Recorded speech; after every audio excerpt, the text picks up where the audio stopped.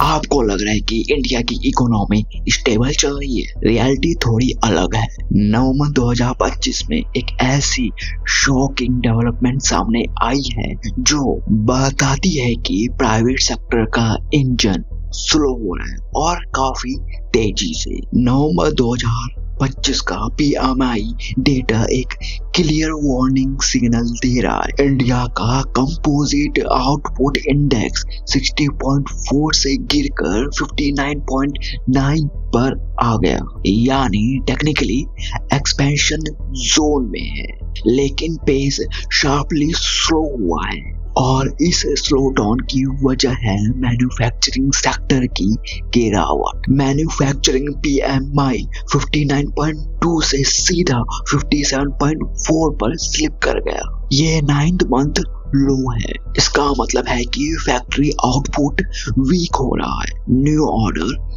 कम आ रहे हैं और बिजनेसेस को फ्यूचर डिमांड पर भरोसा कम हो रहा है। सबसे बड़ी बात यह है कि सर्विस सेक्टर थोड़ा स्टेबल रहा 59.5, लेकिन सर्विसेज अकेला मैन्युफैक्चरिंग का इतना बड़ा स्लो डाउन का प्रेशर एब्सॉर्ब नहीं कर सकता। अब सवाल ये है, ये स्लो डाउन हो क्यों रहा है? सबसे पहला रीजन है एक्सट्रीम रेनफॉल। अक्टूबर में ही इंडिया के की इंडस्ट्रियल स्टेट्स महाराष्ट्र, गुजरात, उड़ीसा में 115% ज्यादा बारिश हुई। इससे माइनिंग और पावर सेक्टर डायरेक्ट हिट हुए और कोल प्रोडक्शन फिर गिर गई। इलेक्ट्रिसिटी आउटपुट ड्रॉप हुआ और मैन्युफैक्चरिंग सप्लाई चेन इससे टूट गई। दूसरा big blow US tariffs. Trump administration के 50%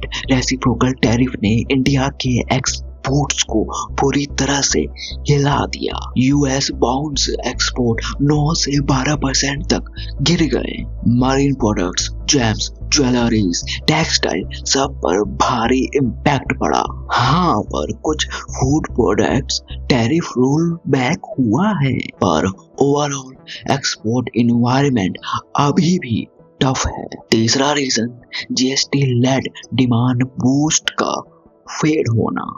अक्टूबर तक डिमांड आर्टिफिशियली हाई थी, पर नवंबर में वो स्टिमुलस वैनिश हो गया, जो एक मेजर रेड फ्लैग है। चौथा और शायद सबसे dangerous reason, business confidence collapse. Companies को लग रहा है कि अगले 12 महीनों में आउटपुट स्लो होगा।